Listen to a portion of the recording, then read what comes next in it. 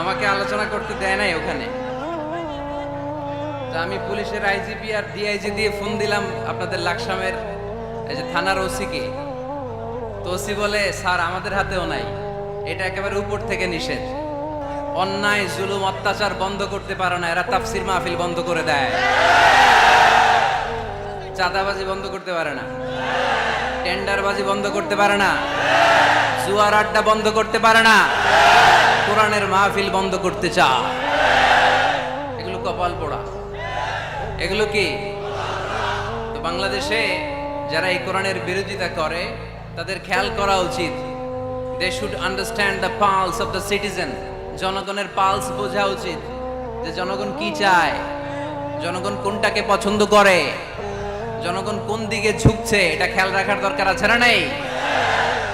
আজকের এই লক্ষ্মীপুরের বিশাল মহাসমাবেশ প্রমাণ করে কোরআনের এই ভিক্টরিকে, এই বিজয়কে কেউ থামাতে পারবে।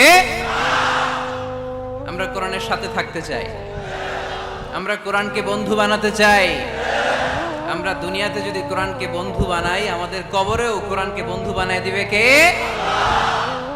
আল্লাহ তুমি আজকের মাহফিলকে কবুল করো।